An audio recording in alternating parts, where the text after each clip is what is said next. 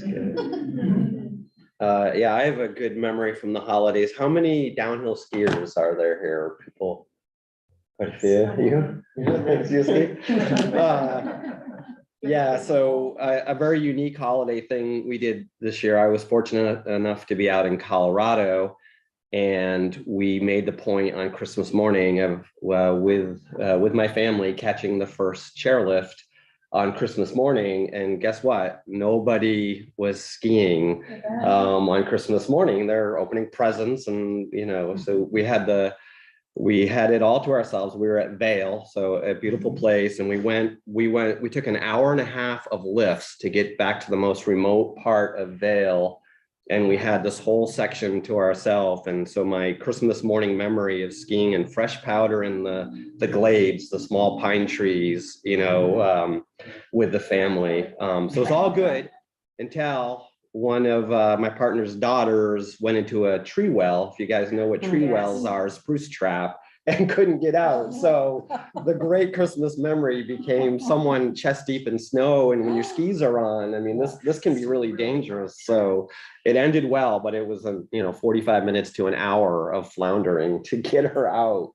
So I don't know if anyone's encountered that. So that will always stay in our minds. Yeah. Cool. One general thing I think for all of us really is something I just appreciate about Christmas time around here is, and it's something that surprised me when I first moved here in 2006, is to walk down the street in the late afternoon or night and see that big beautiful star up on Mount Patty. Yeah. And it just, to me, it's one of the special things about Camden. Yep. And then a personal thing is on Christmas Day, talking to my son out in Minnesota, and he invited me or asked me to be the best man at his wedding. Wow. That's a high honor. I was the best man for my other son's wedding too. Yeah. So That's very cool. That's amazing. he has no other male friends.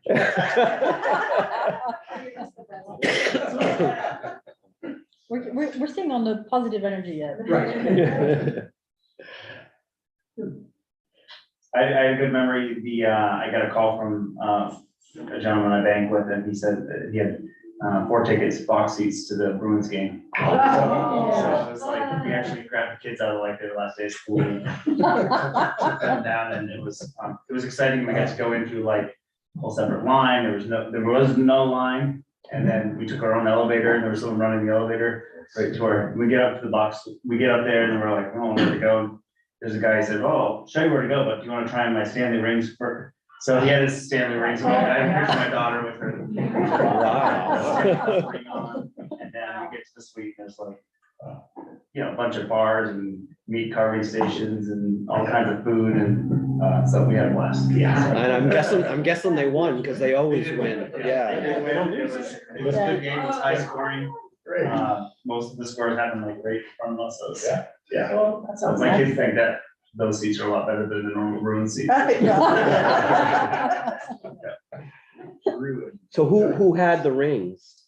It was actually someone who worked in the staff. Yeah. So he said that this is he said, this is only the $8,000 ring. The $30,000 ring has more diamonds on it. My daughter was still pretty excited. Just good days. Yeah. Well, my moment was jumping into 43-degree water. Ooh. In the beach. Wow. My first plunge ever. It was cold, but really, really fun. And I think I'll maybe do it again. Promises. But after you do it, you're like, I'm definitely doing that every day of my life. Yeah. Oh, it's great. Yeah, endorphins. Yeah. But I hope it sets the tone for the rest of the year. Have more adventure, be a little more fearless. Excellent. Yeah. Great. No family in the area, so no family stories. But I was so pleased after 2 years, 3 years of COVID to see the incredible parade. Yeah. in Yeah. Camden. I mean, It was a I great cried more than once. I mean, Oh. It was nice. yeah, the energy just didn't stop. Yeah. And the floats were incredibly varied and imaginative, and the energy level in the whole town was just so high. I'll never forget that. I've watched other parades in Camden and other towns, but this one was special. I agree. Agreed. They did a great job this year. Yeah, they did. Yeah. So that's everybody, I think, isn't it? Sue? Yeah. My wife and I, and my 3 kids, and our 3 kids went to a place we didn't really know existed before, which is not that we knew existed, but not what was there, which is the Eastern Townships of Quebec, Yes. Wow. basically like halfway between Montreal and Quebec, just due north of Vermont. Basically feels like Vermont, only everyone's more polite. And everybody speaks French primarily, which just sounds wonderful when you're around. You just have to stop and figure out what they're talking about. But skied a little bit, although the same thing that has beset all of us around here in terms of the warm rains over successive weekends Yeah. hit them, and then the power outage caused at least one of the places to be unable to get the base back because they couldn't make snow. But ate a lot of poutine and French onion soup, and stayed in this really interesting Airbnb that, just interesting. Whoever owns it fancies herself an artist, so every wall in there is filled with really bizarre artwork. I mean, really great artwork. Intriguing. It was something, but we'll go back and hopefully with more snow next time. All right. Are we good and live and, We are all set. yeah, okay. So Sorry for the technical difficulties. no, it's all good. We took care of item number 3. I think everybody shared something. Audrey, you want to share a memory of a Christmas or the holidays? You don't have to. It was intense. It was Yeah. tiring. 6 kids running around doing their thing. So, Yes. so it was fun though. Lots of memories. Good. All right, so the first item is gonna be the approval of the minutes. So we didn't print the minutes this time, but you must have read them diligently in your email. If anybody has any comments on the minutes, I had one, Yeah. okay, a garbled part. Yeah, that was. We will ungarble that. I saw your email yesterday. and just a note on the minutes, because Maggie and Bina are both sick, we're recording the meeting and they will draw the minutes from the recording. So don't be alarmed that none of us is taking notes. It'll happen. There's a system in place. All right, let's move on to new business. So the first, We need to approve oh, this. we didn't approve the minutes, Yeah. sorry. I move that we approve the minutes as presented. Well, as ungarbled, Ungarbled. in their ungarbled format, and we have a second. All in favor? I'm sorry. All right, unanimously approved. Okay. All right, so let's move to new business. The first one is the gap analysis, and we need a little bit of input from the committee. So we thought this first meeting of the year would be a great time to start thinking about what do we want to do? What do we want to achieve? And really get into the weeds. Well, the weeds is a really good term for the river committee, but That's nuts and bolts. Right. Yes. Let's There we start go. turning those stones, exactly. And we wanted to take 20 minutes to go over the new, the updated graph here and to go either around the table and see what are your 1 or 2 priorities? What do you want to, narrow the work we're going to do on the gap analysis? So I don't know if you've had a chance to review it before coming today. If we want to take maybe 5 minutes to just give it to reacquaint ourselves with the graph. I'm ready. But if you're ready, then we We can, started earlier, we have a lot to accomplish, let's do it. all right. So If wait a second, let's make sure that everybody's on board with that, because we may not have all your level of energy. Are we ready to dig in? I have one change I wanted to make to it, where the Stewardship Education Alliance is mentioned, so I don't know if that's just kind of an editing thing Okay. or. So, under community education engagement, it has expansion of partnership with Stewardship Education Alliance. And I just need to take, like, since the nature of our partnership with you isn't Formal? formal, exactly. I feel like that doesn't belong there quite yet. Okay, And I so need to maybe take it to the board exploring a partnership with, or do you want to strike it out altogether until? Until we get it more formalized, I feel like it needs, maybe just with local, with local schools would How about apply. encourage? How about encourage partnership? With local Or groups and support schools. a partnership? If the Stewardship Education Alliance was taken out and it's just explore partnership or relationship with local schools, would that be I right? feel like that would include what we're doing, so that was what I was thinking. And I think I would add groups in there too, because I think there's more than just schools. Right. Yeah. Okay, There you go. so we're removing the department, specifically, we're removing Stewardship Education Alliance, and we're keeping local schools and adding groups. Everybody in But agreement? I think we're saying exploring too. Exploring partnerships. Exploring partnerships with. Okay, perfect.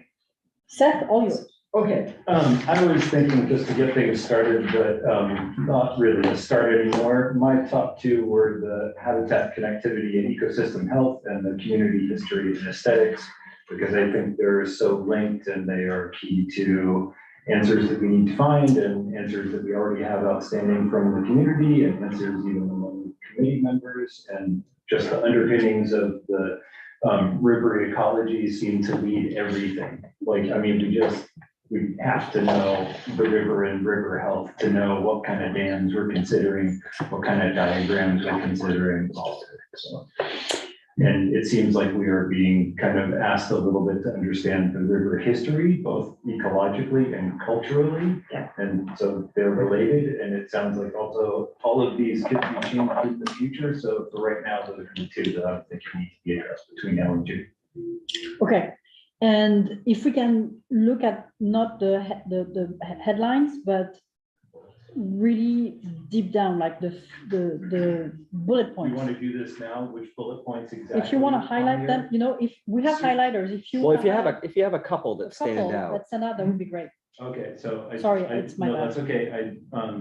I guess there are bullet points that are less important or less clear to me what they're for, but like the fish, macro, invertebrate, aquatic, plant, mammal surveys, for instance, just absolutely the essential underpinning to the river ecology part. I guess the data analysis of water quality is really just like, it could be the same bullet, but I'm not suggesting that change necessarily, and pick a bullet from community history and aesthetics. It seems like detailed history of dams other than the Montgomery, just would be the top one.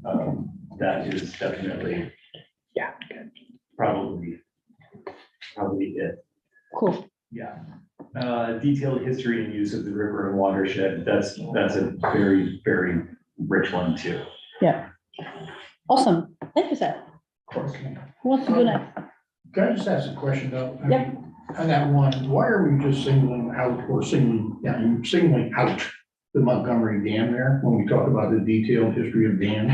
Other than. I mean, other than, Yeah, I mean, I guess I'm trying to think back to the discussion, and it was, there's so much information about the Montgomery and not enough on the On the others. others. okay, So I don't think okay.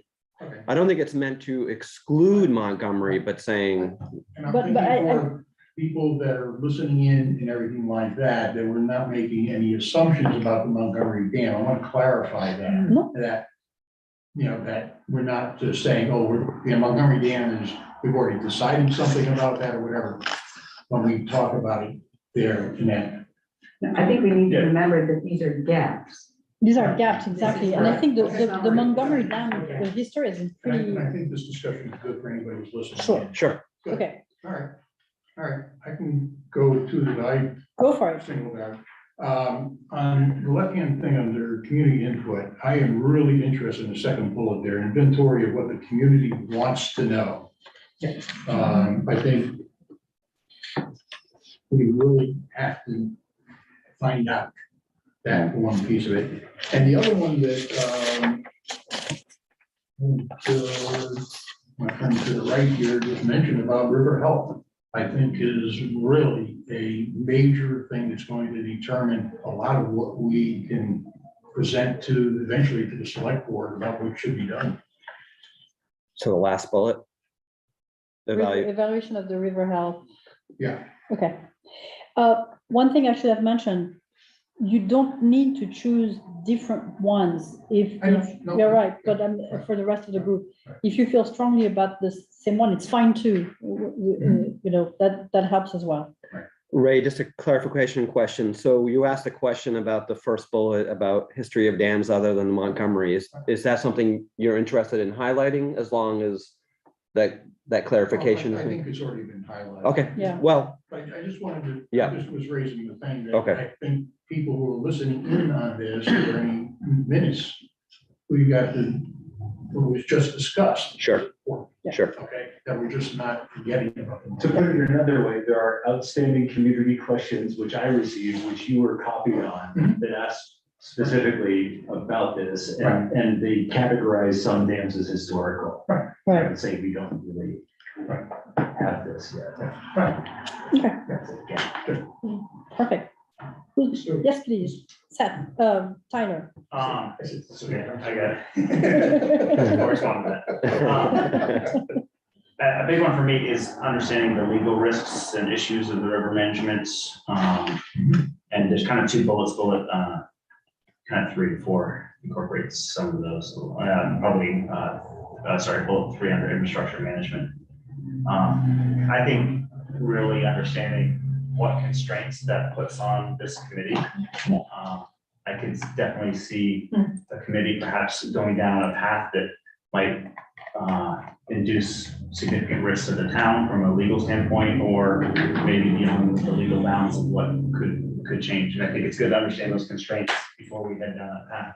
Yep. I think under community input, and I think there's also, I don't know where it lies, but it'd be interesting to understand what the community is willing to support with regard to change and from a financial standpoint.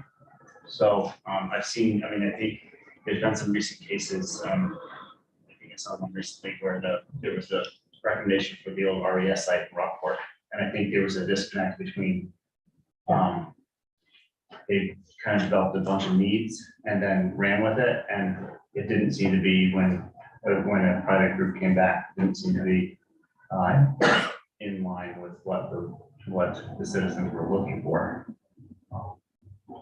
Yeah, it's a very good point. I don't know how you capture that from like, were they willing to, how much are our citizens willing to spend? Well, Is there's it a just projection money, of or tax. is it the things I that think they're it's money, but I interested think in? it's also. I mean, do they care about fishing? Do they care about boating? Do they care about, in other words, the uses Sure. of the river? Yeah, and how much change can people handle? Yeah. Oh, good luck getting an answer to that. Well, under infrastructure management, there's a projection of tax implications. Sure. and So that may be- maybe that, because that can cover like the costs of, at least just the financial part. I think the financial part is critical. We need to really make I do. sure. Yeah. I mean, it's very easy we to come can- up with something that's incredible, but. Well, that question has come up from a number of people, both at the tabling and elsewhere. What's it gonna cost? What's it Yeah. gonna cost? What is it already costing? Yeah, And what grants are available? What are the options to cover those costs? And along those lines, what are the costs of the current maintenance of the infrastructure? Sure, I think that's. Yeah. Yeah, comparative. Yeah. Yeah. I think what Tyler just brought up, though, might be a very good third bullet to put under that community input one, though, is just what is the community willing to support? Yeah, I I agree. think that's different from what they know and what they want to know. I I think agree. it's a really good thing to put in there. I think that will come later though, right? Once they see different options. I mean, how can you ask that question unless you have some options already on the table? it's really hard. That's- that's- But I think it's in many ways general feeling is to, are the members of the community willing to support, I say, if you get a feeling from some people that, hey, I'm not gonna support anything about adding fish to the river. And if that is, okay, 1 or 2 people, that's fine. If it's 3,000, that's an issue. On the other hand, at this point, we haven't done very much in terms of expanding people's perspectives Exactly. in one way or another. And so the question that you're raising, Tyler, about what they would support, the answer will be a little bit different for some people once they have looked more broadly.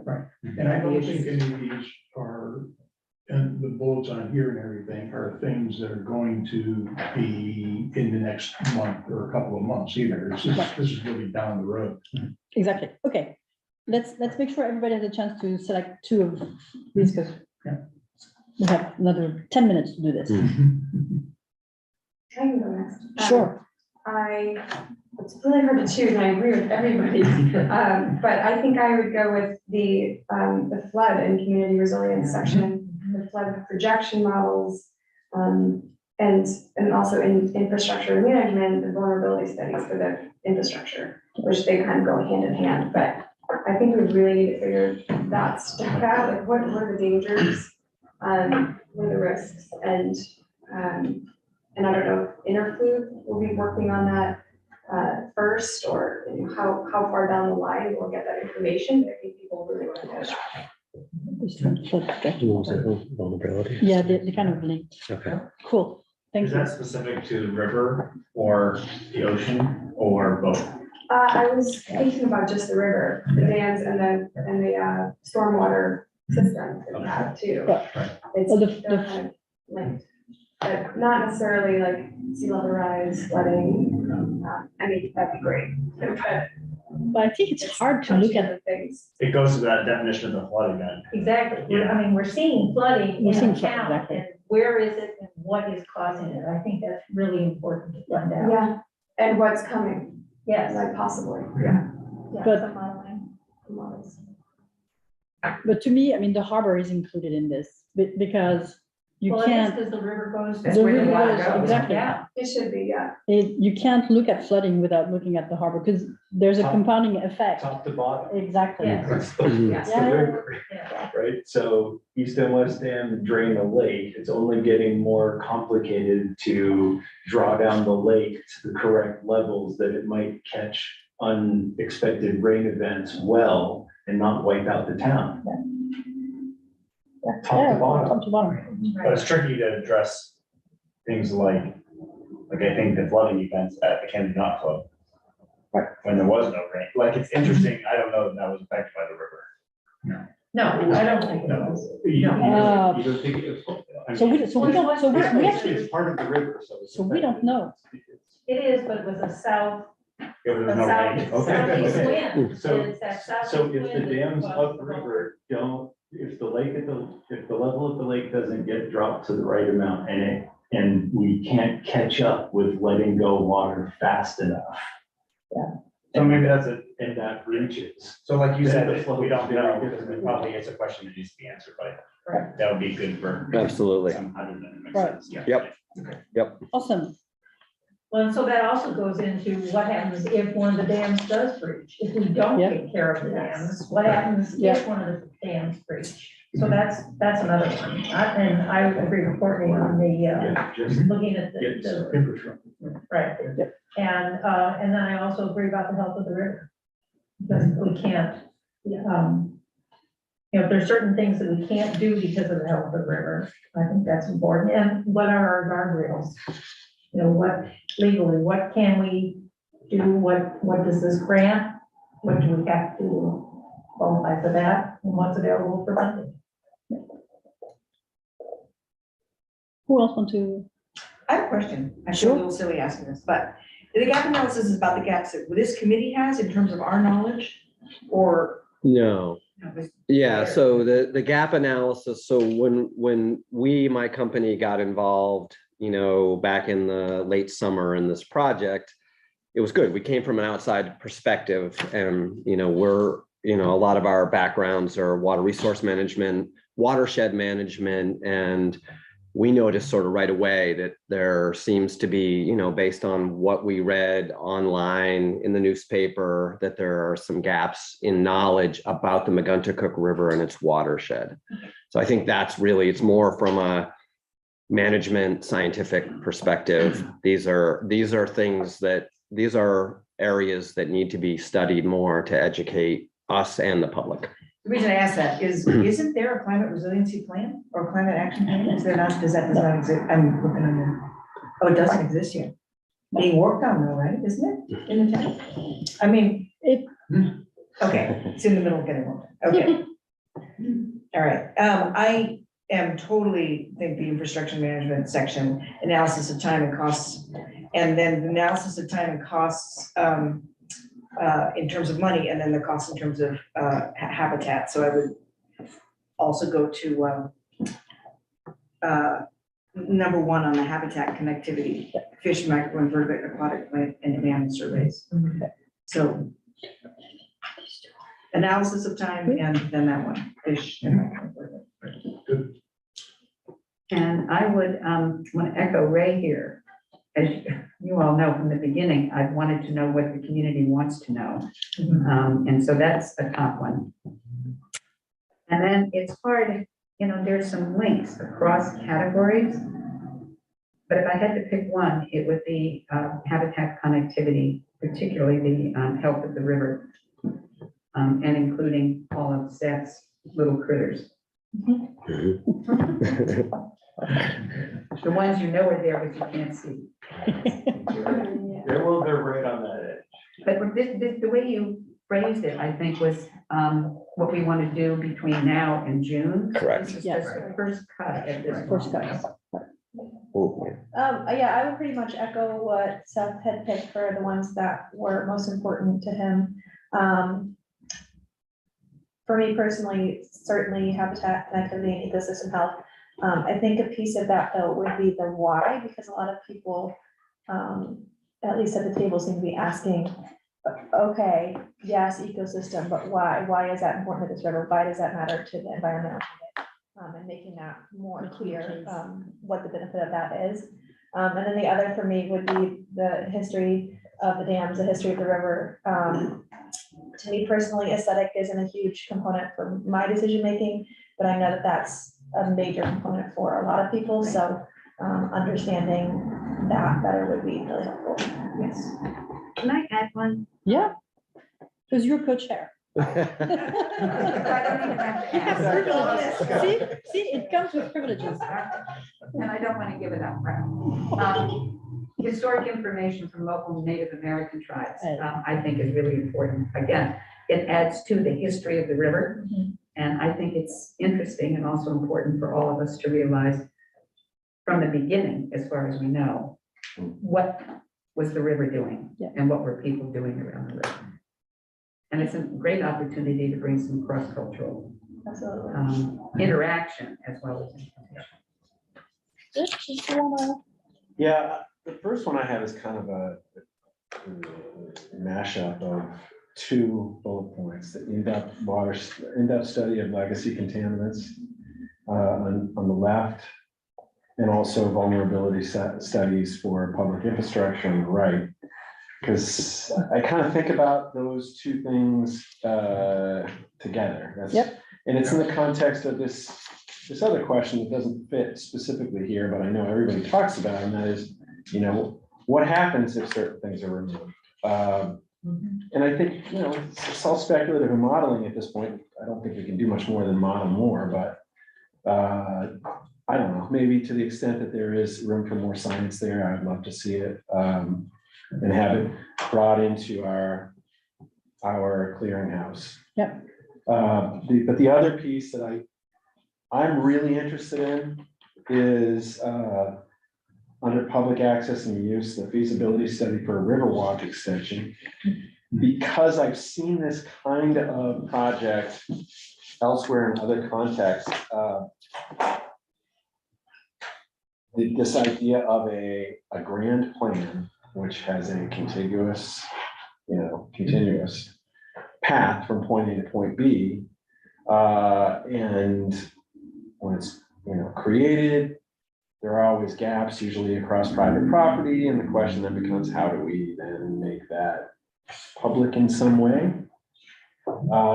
And there are challenges that are inherent with this particular path because, at least compared with other successes I've witnessed, which are usually around rail trails, where there's that easement set up where, some robber baron set up a railroad across something in the Midwest, and next thing you know, we have this beautiful roller skating thing that goes 40 miles in one direction, where there is no set of easements necessarily that ever existed, probably between where Megunticook Market is, for example, to, or maybe that's the wrong, those gaps where it currently exists from the dam, the Seabright, down to where it stops, where it would cross the road. You have some private property there.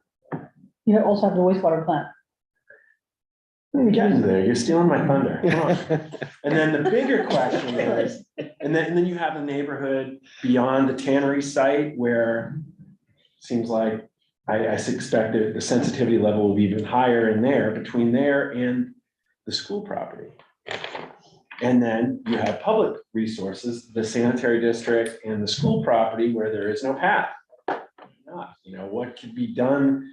So I think that there's a matter of prioritization, like, okay, well, let's to the extent any fruit is lower than any other, let's grab those and figure out how we can put something in there so we don't just have a 43-step section by where the skate park is to a fence, and then nothing all the way to when you get back up to Batty Street. So yeah, some kind of study. I want that. Yeah, if I can just offer that there's at least one land trust in the area, the Georges River Land Trust, that almost pioneered and was immensely successful in doing handshake agreements across private property. But it involved extended conversations and also putting some guardrails around how the public could use it and when the public could use it. But it's not unprecedented and it's not impossible. I have thoughts on that philosophy, especially when those agreements disappear, when somebody gets grumpy. I might go for something a little bit more permanent, but I think it's part of the discussion that needs to take place. It takes a really talented person to do it. Or an attorney. Yeah, No, but we can go back. there was nothing written. It was all handshake. Yeah. And they lasted for years. And some It's cool. So this is great because it's going to help us focus on a few key items that we're going to work on and how we're going to address these gaps. Some of them might be having a speaker and come and give us some information. Having one of the ideas I had was to send the gap analysis to higher education organizations in the state and say, if you have students who want to work with us on those gaps, we would love that. So trying to broaden our reach and expand our resources because they're limited, and try to find some free labor basically. But I think it's such an interesting project that we may be able to work with other organizations, higher educations, or the group that could be interested in partnering with us. So that gives us a roadmap of the things we can focus on between now and June, basically. Yes, Just Courtney. wondering, when are we gonna find out what Intergroup is working on specifically? So we can take that out of our needs and efforts in terms of So gathering info. you want to answer that, or I would say that a lot of the stuff that's in the gap analysis is there, it's in the reports. It's just a matter of it being presented in a way that's easily accessible and digestible. So I think that that's a big part of the work that you're all going to be doing is finding, the answers to a lot of this stuff in the interfluve report. And like, I was kind of holding my tongue while Rick was speaking. There are things like the, feasibility study for Riverwalk. There's a Riverwalk master plan and a bunch of work that's been done on that. So there are, if you go through kind of all of these bullet points, some of them do have answers to them. Others are going to be answered in sort of the upcoming work that Interfluve's doing, which I think is specifically what you're asking about. At this stage, the best way to kind of figure out what they're gonna be working on for the upcoming project that's on this list is, I think, going through the detailed grant narrative and just kind of looking at the tasks that are there. But I do think that at some point, We should have them come and do a presentation. exactly, yeah, as part of the work that you're doing. Because once the grant is signed and I mean, we can start working already. But once it's completely, the last administrative details have been finalized with the National Fish and Wildlife Foundation, it would be great to have Interflow come and give us a presentation of the grant. Be Maybe one we of can talk a our, little bit about what we've already studied too. I mean, that might be helpful. I mean, you could read it too. It's very long, and if you Yeah. could just say a few words, like summarize some things and then explain what they're. I think focusing on the grant and the work ahead would be really cool. And I also think they'll be really helpful when you're all figuring out how to, so that not all of you have to comb through every word of their reports. Having them look at this list, and that's also part of what FBE is doing, and kind of figuring out which part of the report addresses which bullet points are on the gap analysis here. But it would be helpful to have them here, because some of the language is, Obscure. Yes, very, very technical. Yeah. Cool. And if I could just add one quick thing about the gap analysis. I've been in environmental planning for a long time, and one thing I learned is that you need to make living, breathing documents. So this is a living, breathing, online document. And, Deb just added something that I think we all probably agree is relevant with the historical information from Native American tribes. But we should revisit this in 6 months Or in 3 months. or in 3 months. In 3 Yeah. months. And do some editing. We're going to learn a lot in the next 3 to 6 months Yeah. of what's here, and maybe check some boxes, as Audra said, that, okay, the information's there, but we need to, reframe it a bit. But we also need to present the information so it's consumable, right? Absolutely. And that's part of the outreach plan. Cool. So I'm going to close this session. Because we need to keep moving. We have a lot of things to do. I'm going to move to the next one, which is the public communication and outreach. And again, following the same theme of kind of prepping the work ahead and focusing specifically on tasks that we've already decided that we wanted to undertake. We're gonna spend a few minutes on different items. The first one, which is really great, and I am so grateful for everyone who's worked on this, and so excited actually that we're going to be voting on a logo and branding this committee. So here's how we're going to do it. We have 3 logos. We have Post-its. They are there. Right here. Yeah. Can I add a fourth? Of course. Is there- Really, I'm wondering if we can't use this as a logo. Because it shows all the things that we're studying. It doesn't have some of the things that might be interpreted the wrong way, of maybe no dams, or we're only looking at fish, or we're only, so I'm just a thought. The old one, not the new one? The old, that's why I said I want to keep the old. That's why you wanted it. You have the old one. Why the old one not me? I like the point, I don't know, I like the graphic. Well, It's nicer. And are you thinking with the committee name in the center? Yes, So, and without the numbers, just the yes, logos. without the numbers. Just a But it little icon. shows all of the different areas that we're studying. Yeah. And just put the name of, and it's not open for interpretation of, oh, there's no dam, or they're only showing fish, or they're only talking. Right. So anyway. No, that's fine. I think we can, I mean, if everybody agrees, we can put it up for a vote. Can you, those copies that you. No, you want it? Yeah, I know, I took them back. They pulled a faster.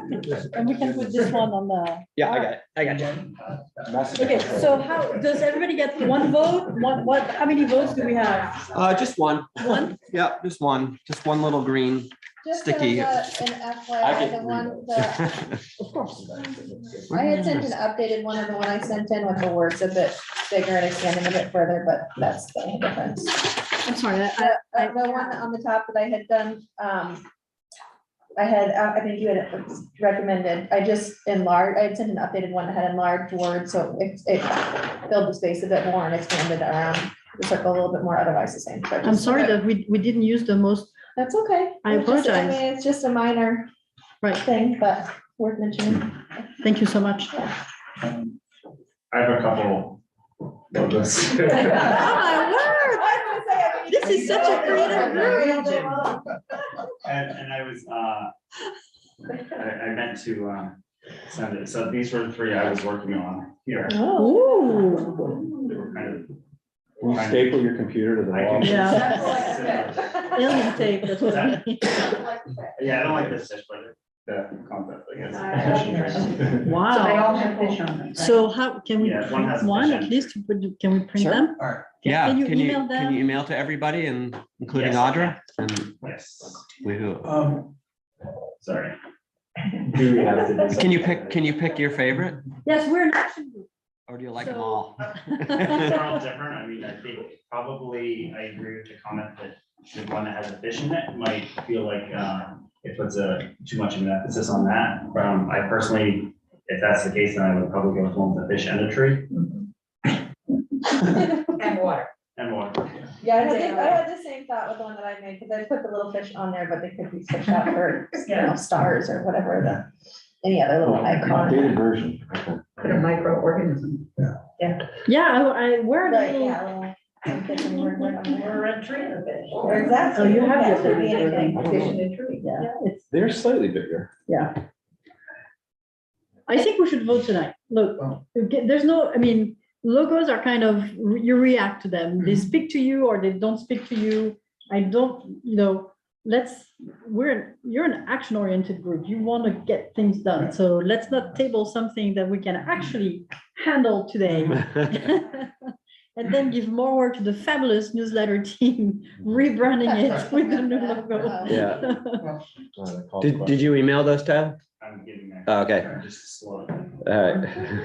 And looking at, if anyone doesn't have the Ellen's updated one, from my untrained eye, I would say it looks similar to this, so I think if you. Yeah, it's pretty much the same. It was just that the Bigger words on the letters. top had been enlarged a bit to cover more of the space. It doesn't but I would say that it doesn't change the. No. Feel. The vibe, yeah. No, Vibe You can read remains. it, it's easier to read. I think it just went out. Okay, cool.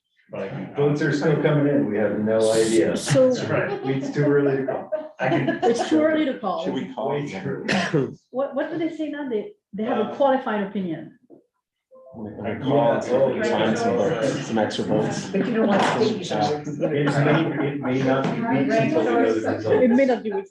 But maybe while Audra is printing, we can make Where is this person? in their corner. But wait, no, but wait, you guys, Wait, who made option 3? yeah, but, I haven't gotten Tyler's through yet. but we haven't put Tyler's up, so. Yeah, Audra's, Yeah, this one. That's Seth. Oh, nice. I somehow missed that. yeah, I didn't get anything yet. It's, So while we take care of the logos, because we don't like wasting time in this committee, should we talk about the newsletter frequency? Yeah, we can come back We to can come back to the logos. logo once everything is up. All right, so, first of all, I'm jumping, Like Tyler's logos too. I just don't want to, I just don't want to be like a fish only kind of a voter. Which is why I already voted.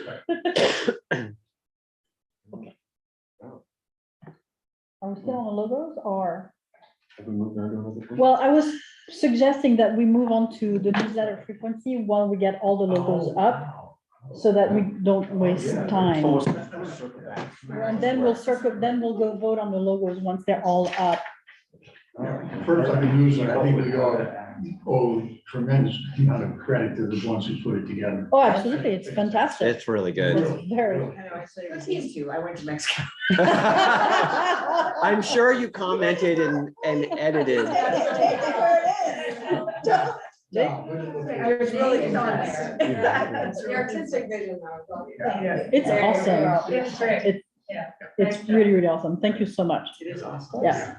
So the question is, how often do you guys want to put one out? And I'm saying this because once we stick to a frequency, once we decide on one, we really need to stick to it because Yes. people are going to be expecting it, Yes. and it's going to become like a point of contact for the river committee, for the project, for everything. So I know we had talked about once a month.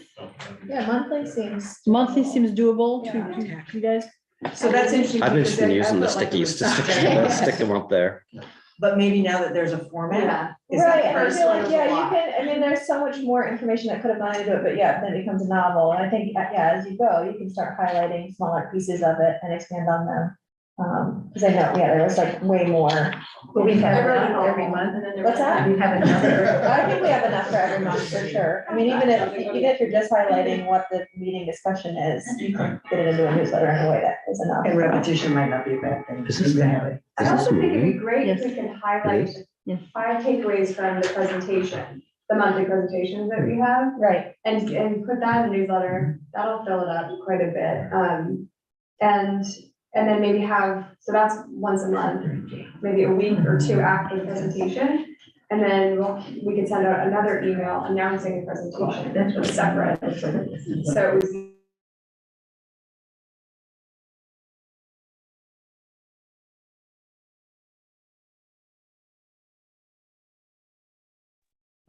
there's always tons of supporting information that could be put in different Yeah. ways that. I'm more worried about being consistent and not overburdening members of the committee. Well, so that's also, that's why I'm asking the question, let's make sure that we commit to something that's doable, that's not overburdening, and that the team is happy with that, and that the rest of the committee supports them. And if something, I cannot do it this month, do we have like plan B? So, Yeah, right. so Will each one of these get reviewed by the full committee before it goes out? Good question.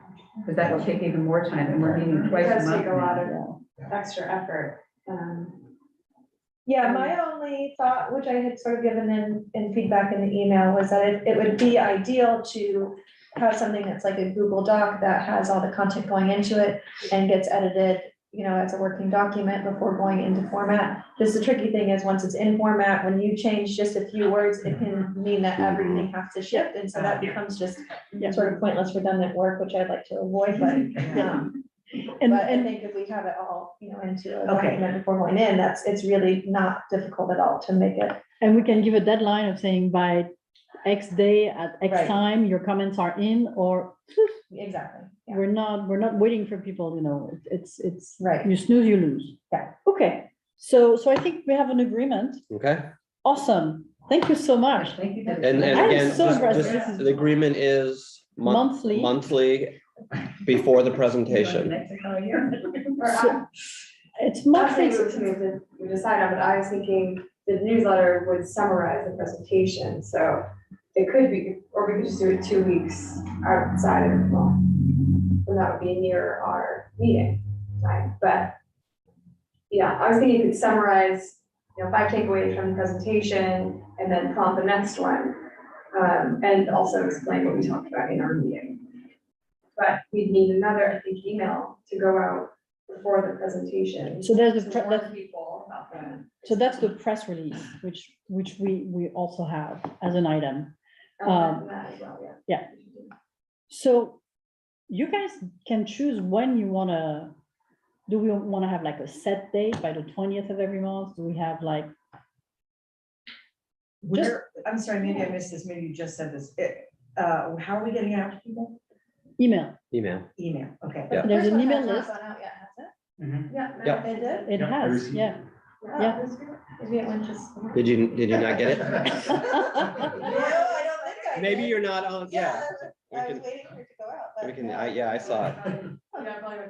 So I think if the two of you want to discuss, when you want to send it out and come back to the next meeting or send an Well, email saying, whatever, What- whenever that one went out, I'm guessing a few days ago, maybe just a month from then, it could just be whatever that. The reason I'm asking is, do we need to time it with newspapers? Are we gonna put it in a newspaper?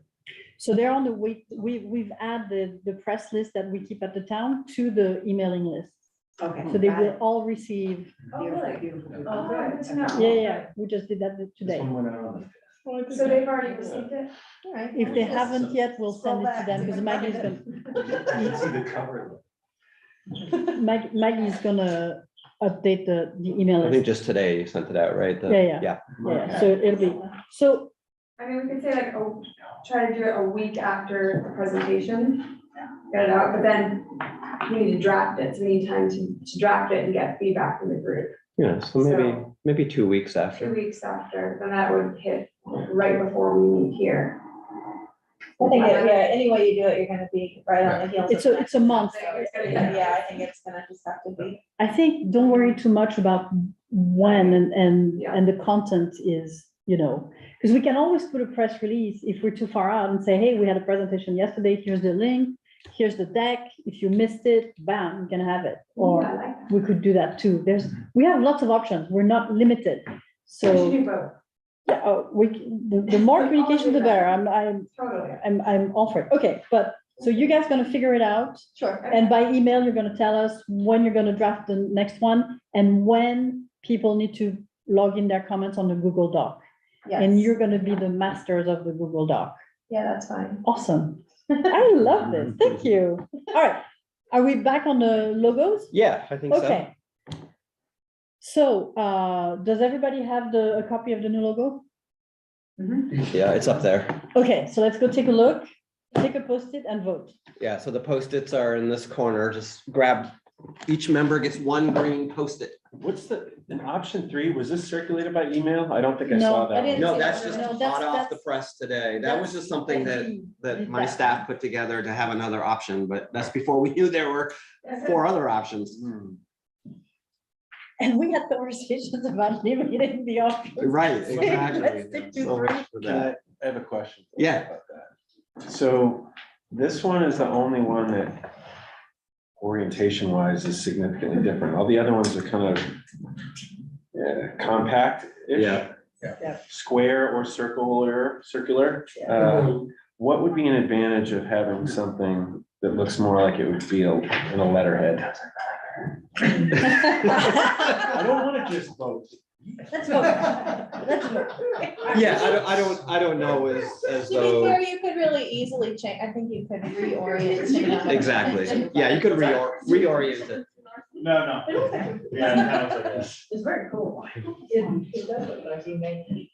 Yeah. Oh, darn it, I can't vote. No, I feel like this would be like a you're good, non-voting, I'm someone non-voting, would have- Audra's non-voting. Sweatshirt for winter and then we get a Yeah, t-shirt. yeah, for summer, exactly. right? Who did the circle blue one? I did.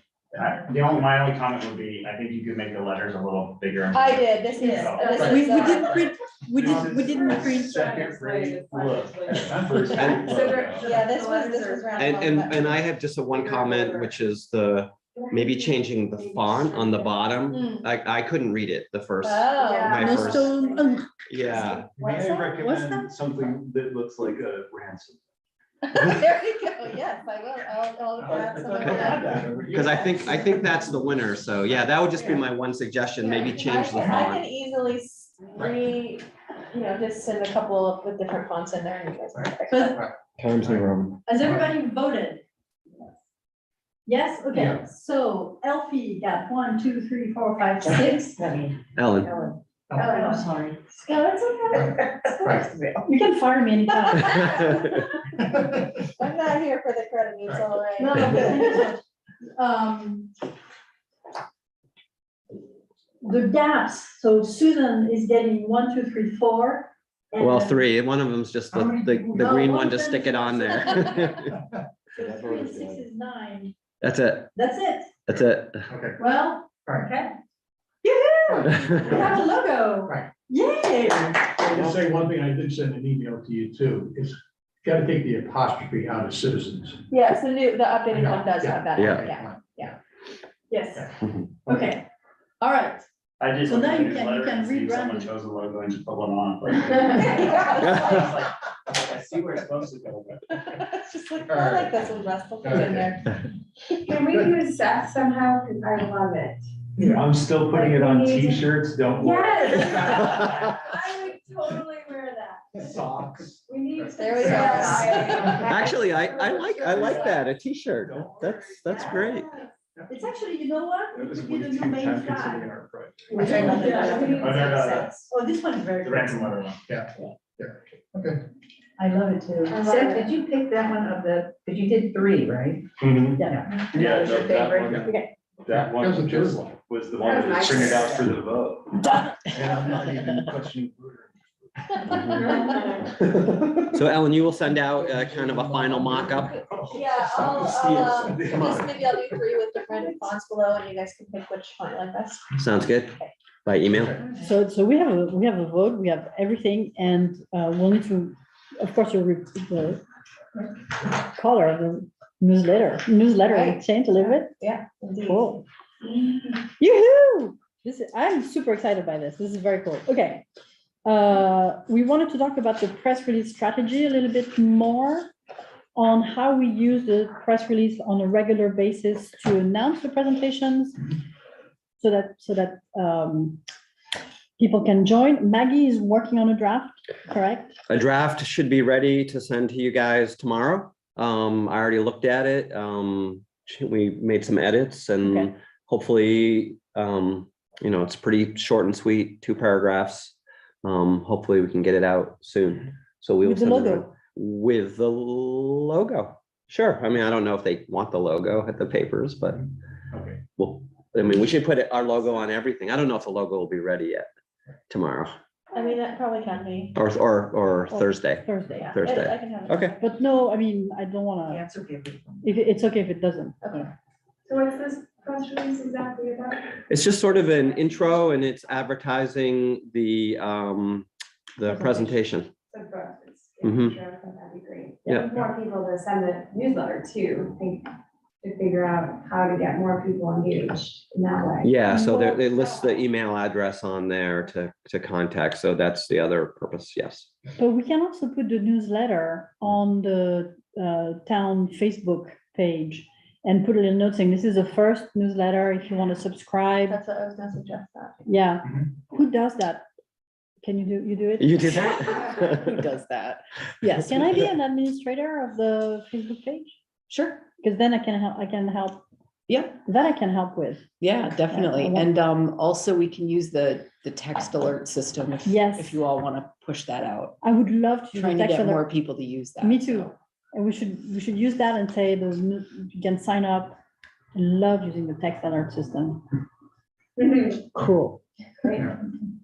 But press releases, so basically, we can use them whenever we want, but we wanted to make sure that we have like a certain format for the presentations because that feeds into the next topic, another topic, but.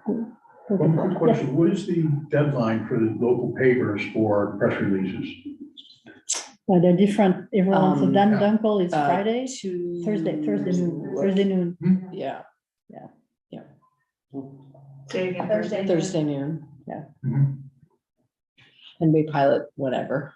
Pardon? Yeah, whenever for Penn Bay Pilot. Yeah, right. They're rolling them But in. for free press and especially for Camden Herald. Yeah. Can we put it in the calendar that we meet always on the second Tuesday of the month? Like the town calendar? No, in the papers. In other words. Yeah, like the big way for Yeah, we can do Ongoing that has too, that but- calendar. Yeah, we can do that too. Yeah, it's usually got like, Well, you know, rib Some dinner people read everywhere. paper every week. Yeah.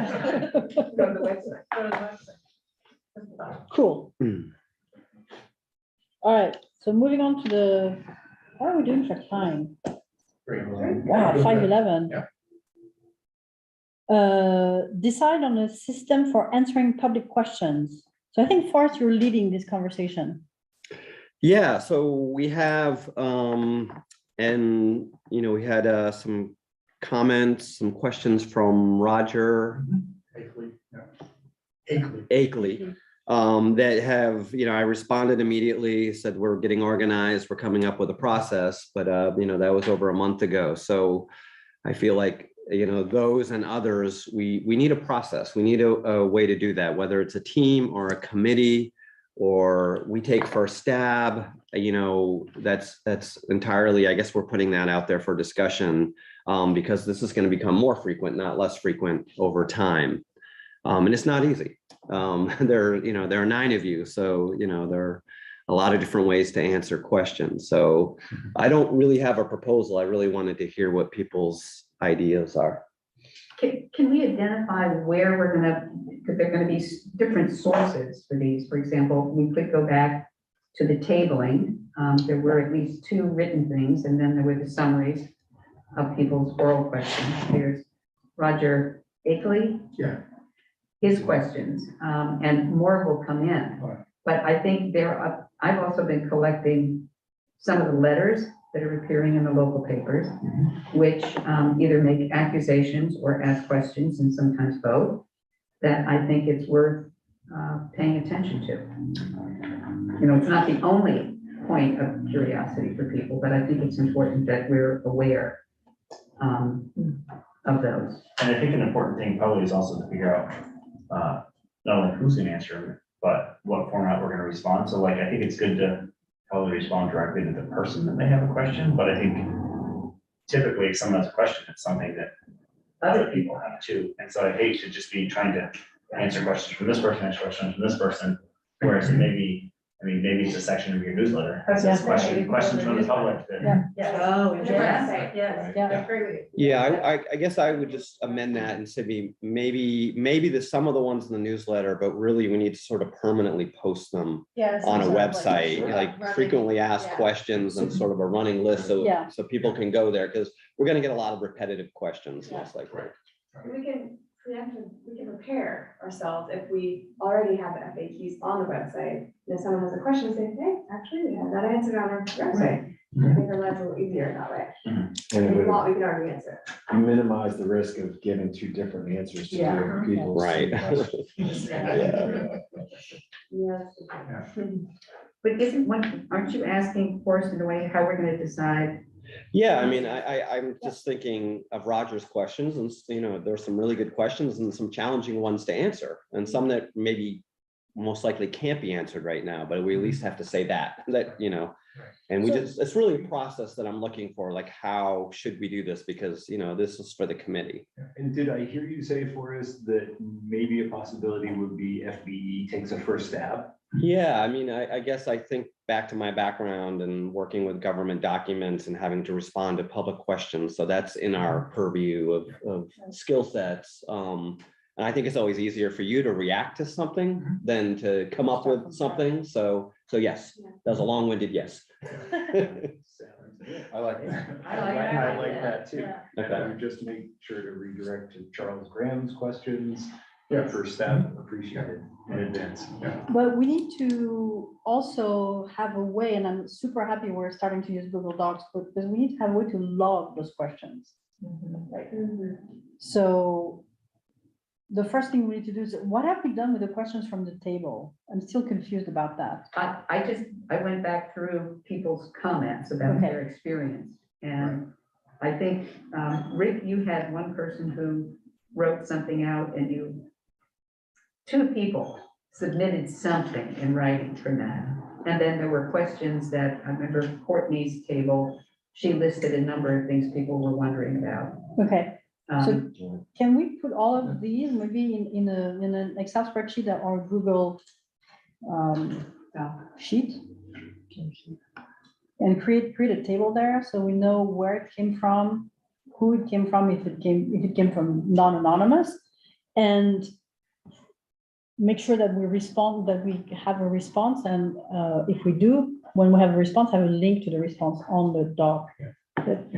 These are the things I would put there. So On a Forrest, Google will you- sheet. will you do that as well? I Yes. can help with that also. Okay, I have, great. I Do you want can, me to send you what yes. I have? Yeah, I think I have it, the summary, but go ahead and resend it in case I don't have But the. it's the missing pieces. It's the from the missing pieces tabling. from. Yeah, and I don't have that comment. I actually No. left it in Right. jar or whatever Right, it yeah, there was was. something that was on the back of the book or something that somebody. had written. Something on the- Submission. It's a little scribbly Yeah. and tricky to read. Yeah. No offense, sir.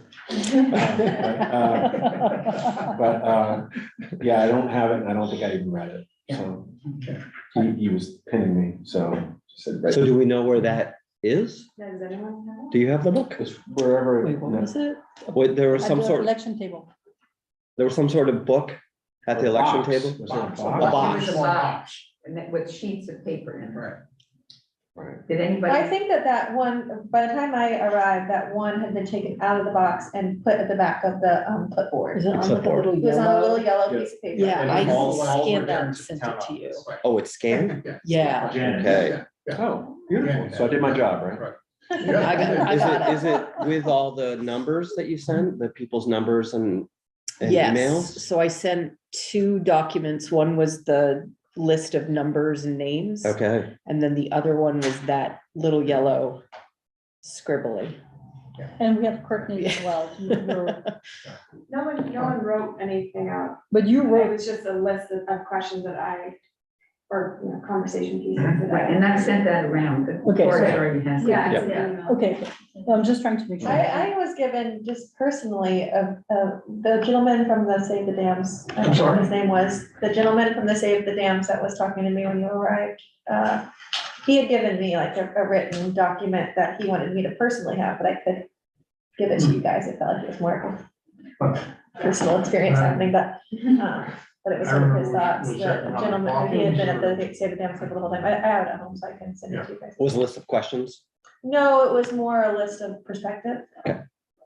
Really great. Yeah, we can ask them, I mean, One question on the Q and A stuff and everything, if we do publish them and everything, are we publishing the person's name who asked the question? Or do we not do that and just say the question? We might do like first initial, last initial. That's what I was. So that way, Right. it couldn't be identified, but if someone did ask that question, they might be able Right.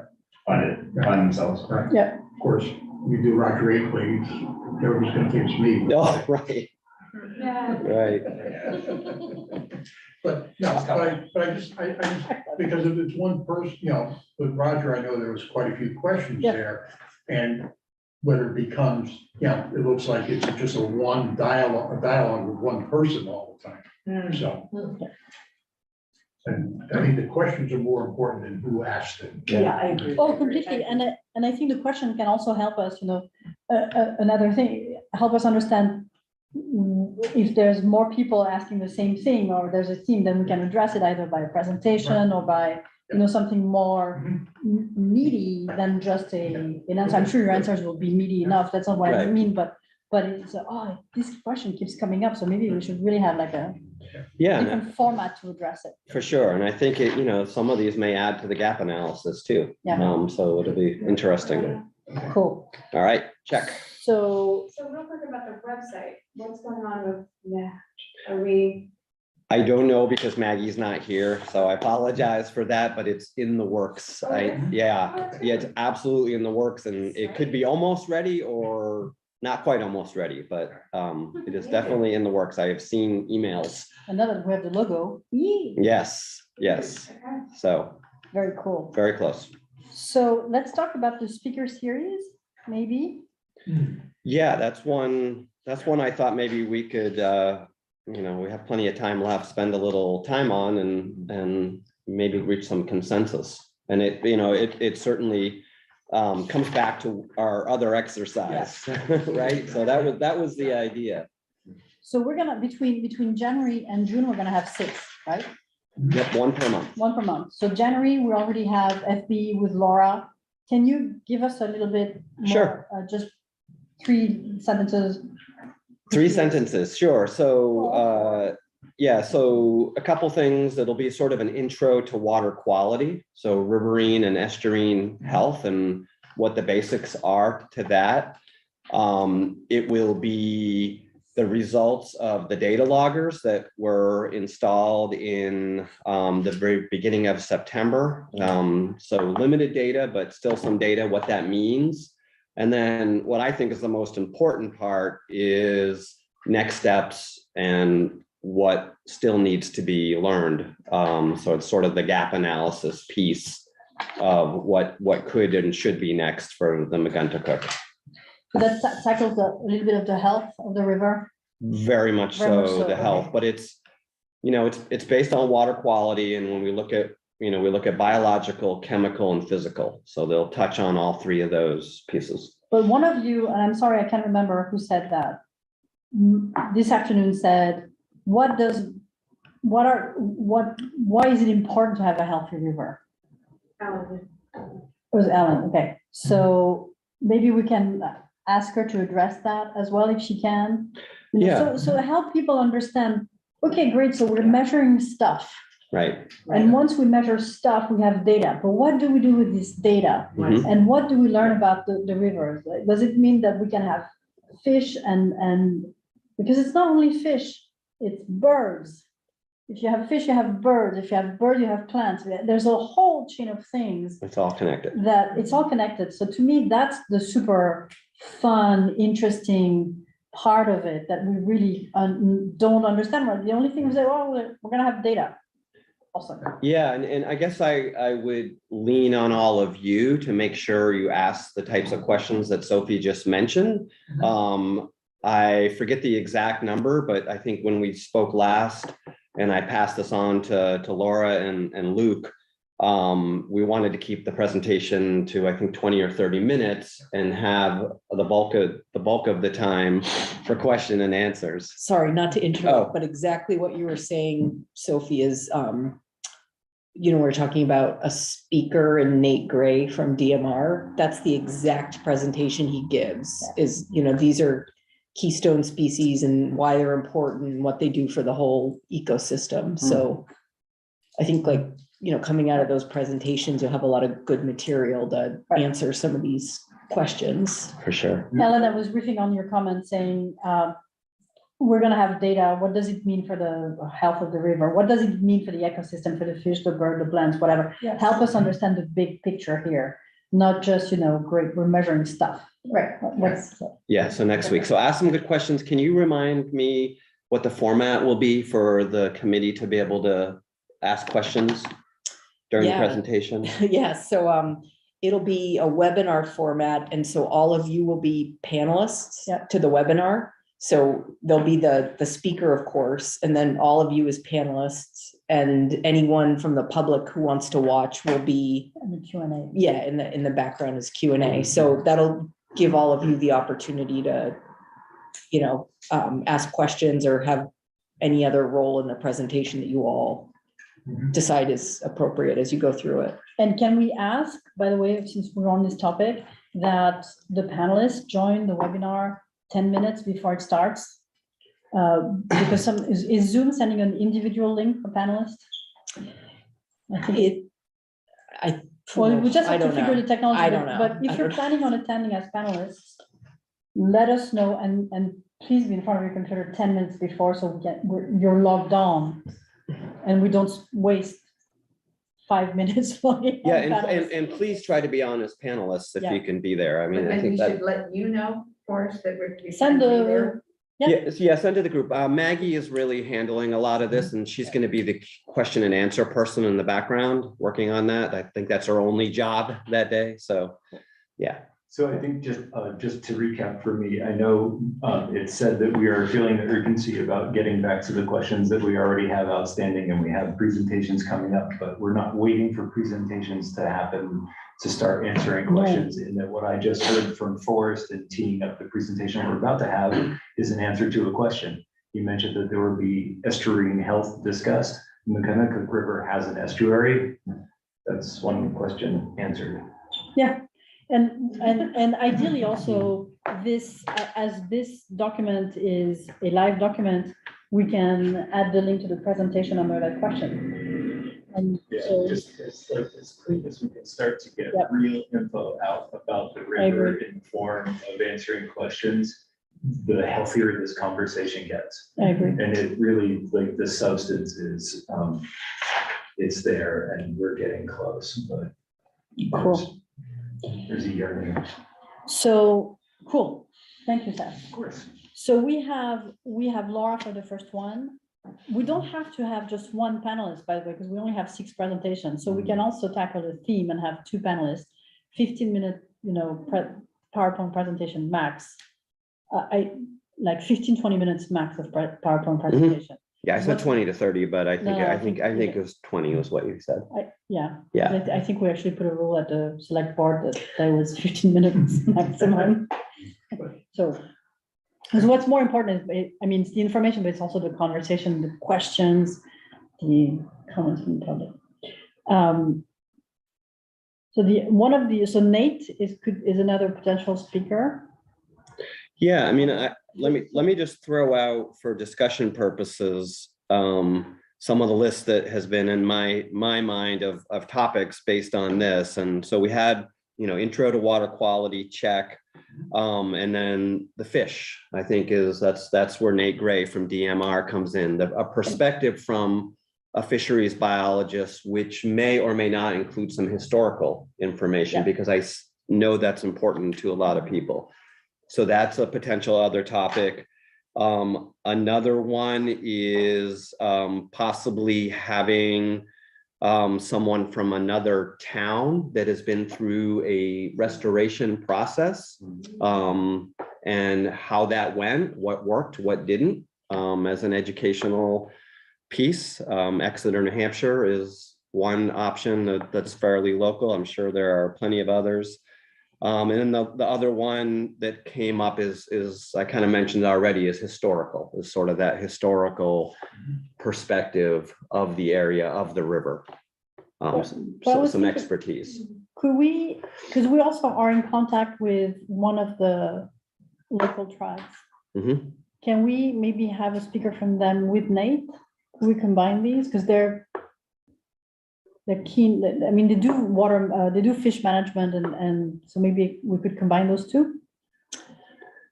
What do you think? Yeah. That could be very cool. Sure. Okay. Are we still trying to keep this to an hour total? Oh, an hour total, yeah. An hour total? Yeah. The history, the Native American history is important beyond the issue of fish. Yes. So I wouldn't want that presentation to be tailored because the other half of it. So what we need to start having is another Google Sheet. Yeah. with ideas of speakers and themes relating to the gap analysis as much as we can. And my suggestion was that we build that spreadsheet, and people, I know people, you know people who is responsible for those presentations, and then review them every time we have a meeting and select the next 2. So again, that's kind of a dynamic process that does not only come from you or me or anyone else. Yeah, I guess I might, just thinking aloud, I think 2 15-minute presentations and discussion might be tricky. Yeah. That might be tight. So. Yeah, I don't- let's not be rigid. Right. Yeah. Coordinate.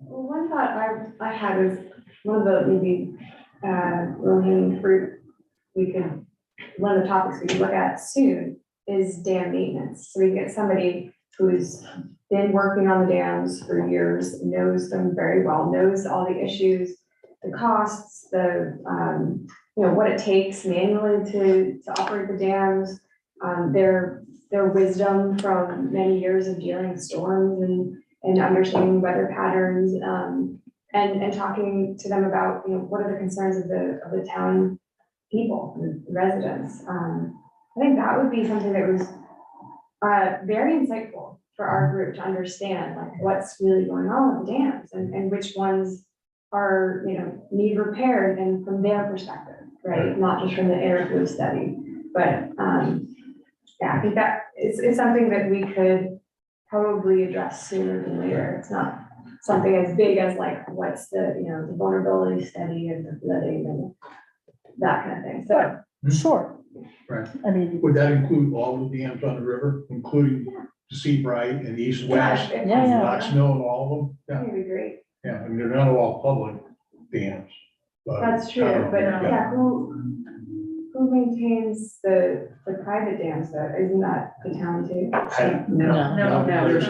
There's actually a condo in there where there's a control for the, That's the Main Street apartment dam. building. That's the Yeah, the that's the apartment HOA, building. yeah, for the apartment building. The controls So are actually maybe in an get- apartment. The person Oh, who geez. does that to come too. I don't know. Right, so, yeah, but I mean, no, that'd be good. I think we all need to know We need to who know. goes in. I think that same person, I think, manages both the Knowlton and the Knox Mill. Oh, okay, Oh, Yeah. great, okay. yeah, right, so, No, but they don't really maintain it, I know, No, right, they no, just- no, it's, so they wouldn't be experts to talk about it. right, Oh, yeah. But they might have some history about what kind of maintenance has been done, I see. which would be a short list. Right. Well, I mean, we can also talk about like when we asked the owner to open the Knowlton Street Dam and the whole, What happened? yeah, that's a good, No, this is great, story. this is- yeah. because these are stories that some of us know. Yeah, some of it, But like a they're lot not of in the people don't public know about it, but it's good to record. know. It's, yeah. Cool. So what is the story? Yeah. So, we asked it was the Knowlton Street Dam, because I've never seen that one open. I've seen Knox Mill open on occasion, but not Knowlton Street. Right. And we asked them to open the impoundment. I forget exactly why. And It was part of the study, wasn't it? yes, that's why we asked them. Yeah. And so the owner got his son out there and his maintenance person, and they were just like banging with sledgehammers or whatever they could for like 2 days. They really put a lot into trying to get it to open, and it just wouldn't open. So, Gives you an idea of how long it had been. right. And the fact that it doesn't open at all is kind of, Good to know. yeah. The other one does. I think the Knox Mill has actually been Yes, looked at and repaired somewhat. yes, When you say the Knox Mill, you mean the one that you can see from the jack? Right, Yes. yeah, right. yeah. Any other ideas? So Yeah. keep them, keep them coming. This is one of the items I think we're gonna have on a rolling basis. Or add them to the Google spreadsheet, put your name there next to it, and then we'll review them and make decisions, and you will make decisions. Yeah, we have more. I mean, Oh, we have it's plenty interesting. More to- ideas? Yeah. More Oh, ideas. yeah, I wasn't sure if we were Yeah, holding yeah. on to those. Oh, until you have more Google ideas? Sheet, Go or- for it. No, I'm asking more ideas. See, I'd like one of these to actually get back to the thing that I identified as my pet project before, the Riverwalk issue. I'd like to hear, I'm thinking like 2 panelists, one of whom could be from, say, Coastal Mountain Land Trust, but I think actually their perspective would be less valuable than somebody from another municipality who might have gone through this before. I'm just kind of brainstorming here, but I was thinking maybe somebody been involved with some other large, or maybe not even large, but I don't know if the Eastern Trail or the Down East Sunrise, something trail. If that would be, just because the scale is so much different, but basically somebody who's been involved from a government side, because this is a municipally run project. And then maybe somebody from the state, I don't know if there's somebody in DOT who, I know it used to be like with the state planning office, when that existed, that seemed like there were definitely people working on these kinds of issues there. And I don't know if that just, a certain administration got rid of that office, so I think that the resources went in a There's couple of still a different directions. multimodal planner. Is that in DOT now instead of Maine State Planning Office? Okay. Yes, yeah. So maybe that's I don't know, just if they have some thoughts on the, Or, Rights here's the acquisition. person, Doug Beck, who runs the Recreation Trails Program, and he is with Department of Agriculture, Forestry, And Oh. conservation. Conservation, yeah. Okay, cool. He does both that and the Land and Water Conservation Fund. So he can talk about like other recreational trail projects. What I'm Wasn't specific, there a land trust in southern Maine that had done a long, York has done. the Eastern Trail. Yeah, well, I mean, Portland Trails is an obvious one that comes to mind, and that's the eastern.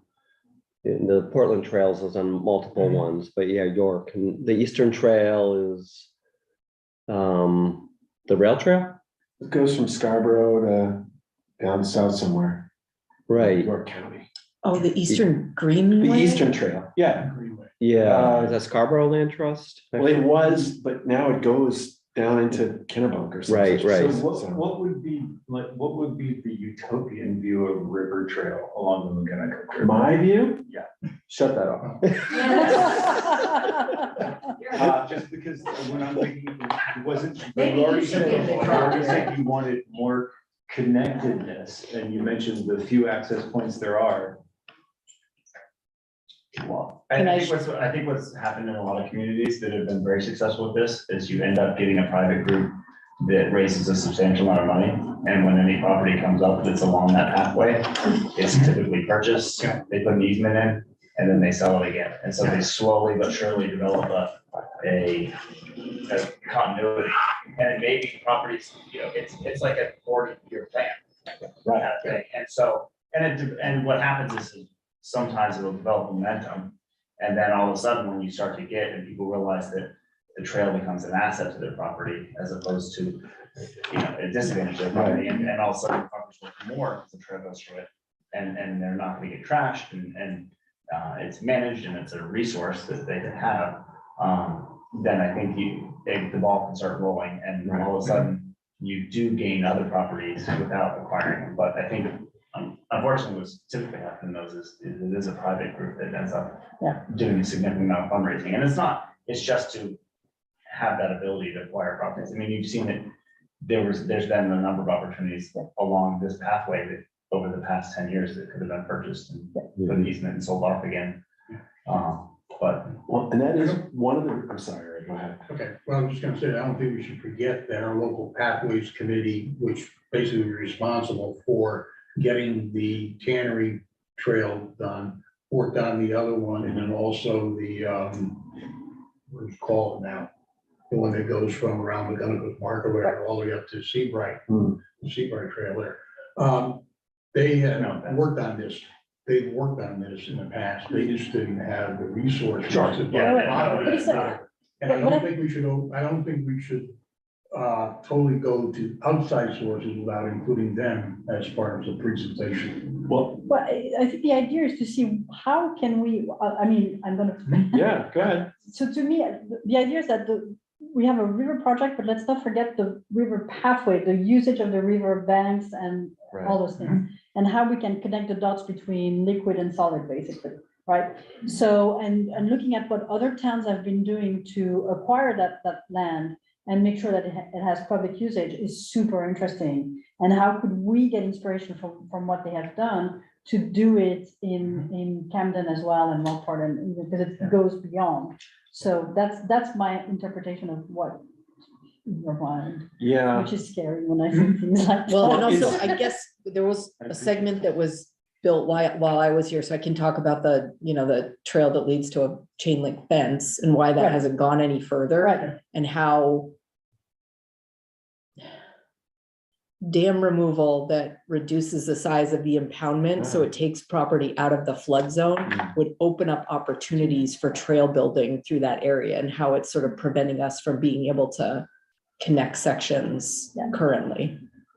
I guess the piece that I would be interested in hearing about, which wouldn't necessarily be something that the pathways folks probably even broached because it was too big, but I'm thinking of, let me just talk about a different project and maybe you can come up with some analogy from that. But I lived in Indianapolis for a little while and covered the development of the Monon Trail, which is basically a rail line that goes from Indianapolis to whatever the Lake Michigan. And the railroad stopped going. But all these easements existed, but they were all written differently at different times. So it's about essentially negotiating property owner by property owner to do the kind of things that Tyler was talking about. And you got to figure out what the prices are, and then sometimes you'll have parcel A, parcel B nailed down. C is a problem. D, E, and F are okay. And what are some strategies for closing the gap anyway? And I don't know if there's some local example that looks kind of like what the city of Carmel did in Indiana, where they had this one mayor who had a lot of vision and he kept getting reelected. So those two things together helped. And where our project is going to be even more difficult is that there are no existing rail easements. So really, if you are going to go down that road, either, if it's not a property that goes on the market, how do you find people's sensitive points? What are they looking for? What are they concerned about? And if you have that pot of money, like Tyler was talking about, you can get into the idea of buying an easement, buying another easement, and so on. So anyway. I think it's very cool. I think you should look into it. I think you should know, but I mean, I don't know that you know an expert about that. I think all of us should keep our ears and eyes open and find someone who can fit that bill and come and give us a presentation. I think it's really super cool and very important that we tackle this. And Rick, the problem may be helped by the kind of information and public engagement activities Yeah. that we actually begin to do. Because those landowners then may become more excited. Yeah. In places not like the ones Audra was talking about, where it is possible. I mean, it fits very nicely. Yeah. Cool. So we'll add it to the list. Can I add something to the list? Of course. I perhaps speak for myself, but I really need to understand the perspective of the Save the Falls group. Yeah. So I would like them to, to know that.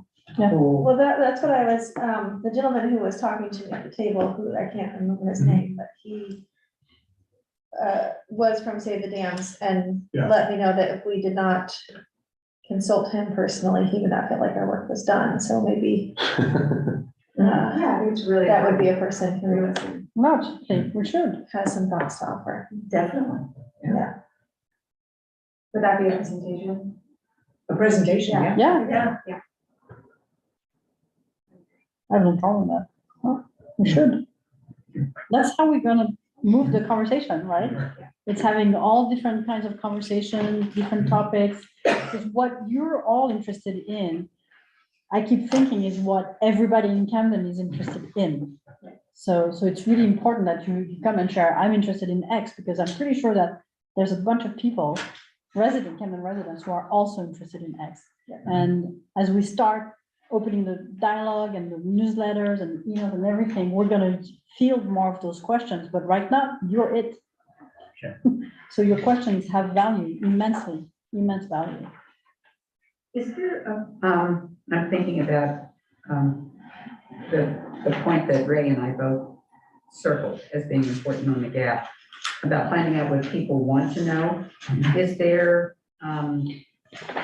what ways are there to get at that? Because that would be a source of ideas for future speakers. But I'm not just thinking, would this be the opening from hell? I think it's okay. I think In the we- newsletter, that just opens that question, Yeah. that invites people to let us know what they would like to know. We've solicited for it, we've reached out, we've. Yeah. we're They on the could do town so in website. this vehicle that we have. Yeah, we're only going to be highlighted more and more, they can get in touch in a multitude of ways. Yeah. Right. Yeah, we're gonna find out what they. So the We're next gonna create a newsletter. survey and then just have it on the newsletter. And people fill it out as they go on. I think our lines are. But it has to be very, be very careful about how we ask the questions. I think surveys are tricky. Yeah. I wasn't proposing a survey, I'm saying the lines are open. Lines are They open, know yeah. we want their input. But sometimes people need to be reminded, and so if the newsletter is going out. on a Yeah. The regular newsletter's basis. always going out, the question is always there, if you want to get in touch with the committee, here's the contact information. And certainly on the website, a big button. Yeah, Yeah. Contact so, us. Yeah. so, we're covered. I'd also say, don't underestimate like, you're all people who live and work in this community and you have networks. Yeah. Ask your friends, ask your family, ask people you know. That's very, very valuable. Yeah. That's one of the most important and I think enriching things about having committees working on stuff is Yeah. that you have access to people that I would never necessarily see within the course of a year. So that brings in these other perspectives that are really hard to get. So I think that that's just a thing that you all have access to that. I'm glad you said that, because I It's wasn't helpful. thinking in terms of sort of informal, my own discussions, but that's a way to do it. Well, and did you say, Sophie, you're gonna set up a Facebook page? We have the town of Camden has a Facebook page. Oh, but not one specific to this organization. I don't know that we're gonna do that. I mean, we could, it's just that every time. I'm not advocating No, for it I don't think necessarily.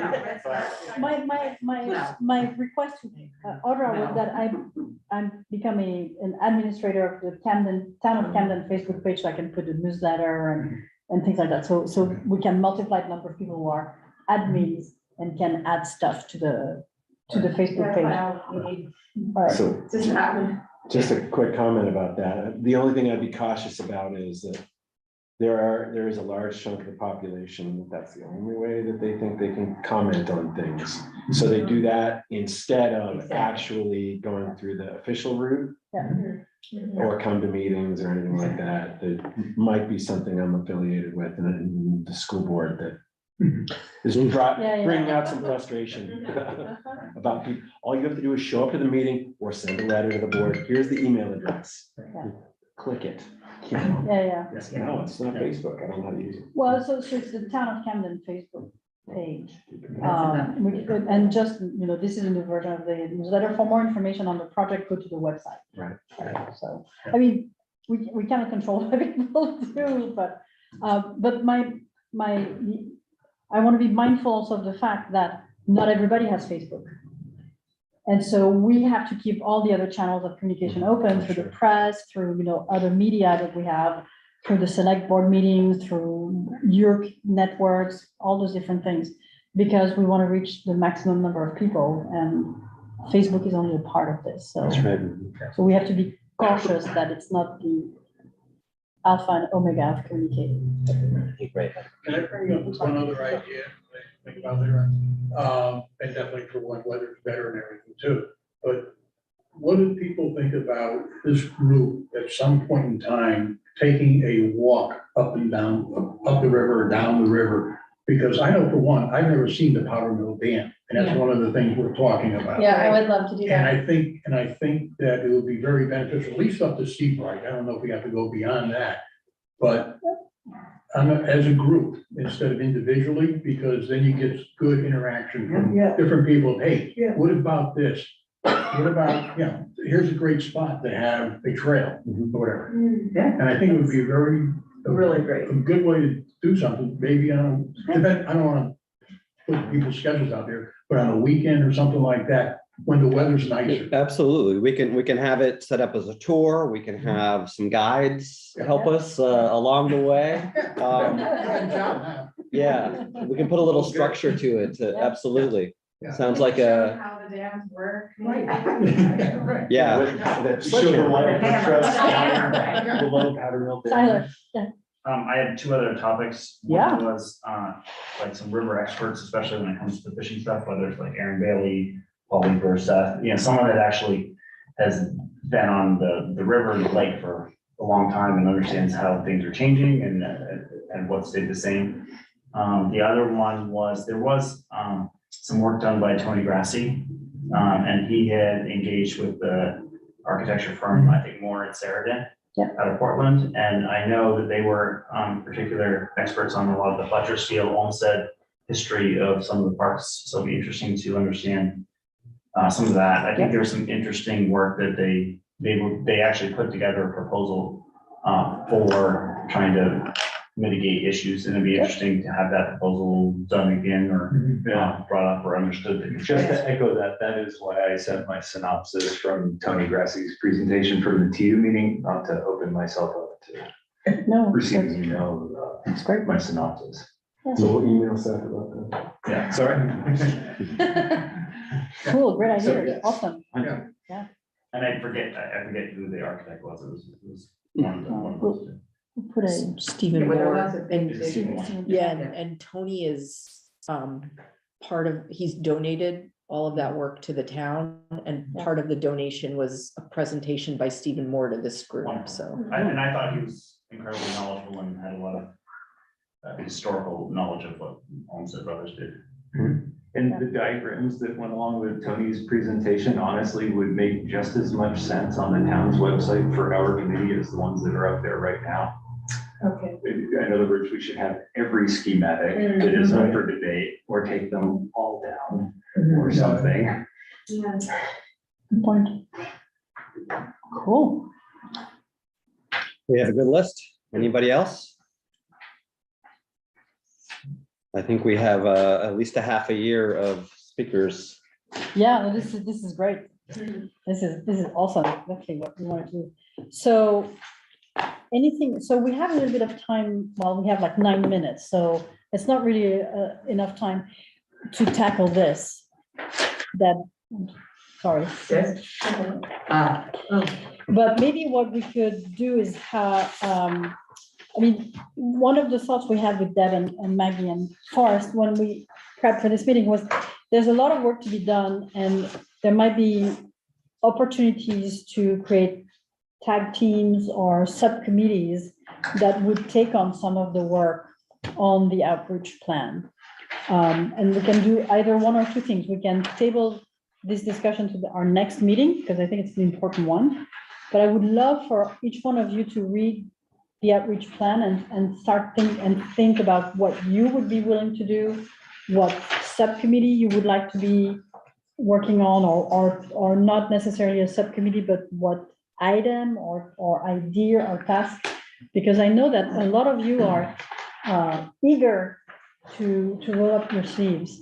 So, and I don't want to waste that energy and that time. So maybe that could be our homework for next meeting. I was going to suggest the same thing. Voilà. Yeah, Great so, minds. please spend some time with us again. Know it's a living, breathing document, and know that under the WHO, it says, MRCAC and committee in a lot of these. So we'll need a lot of help, a lot of support along the way. And it's ambitious.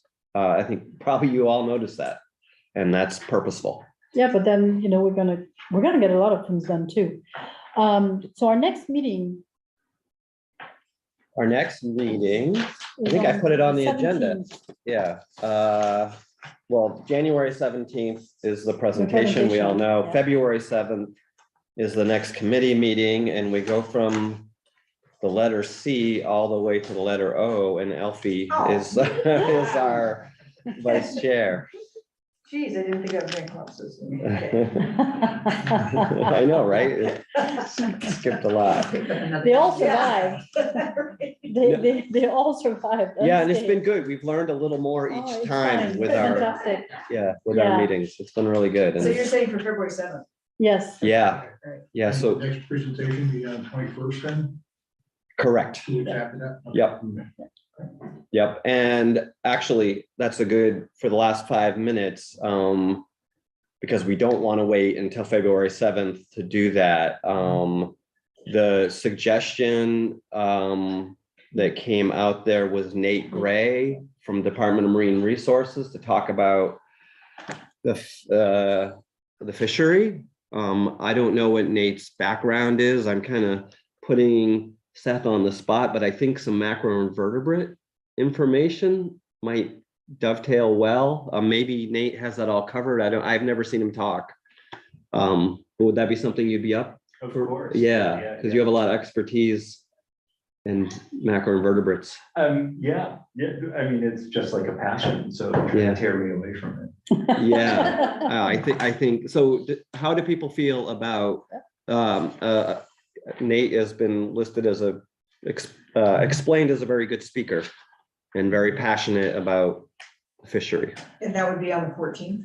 That would be on February 21st. Oh, 20. And that's just about the fisheries. I thought you described him with a somewhat They are. more ecosystem-wide Yeah, expertise. It's Biology. not just about fish.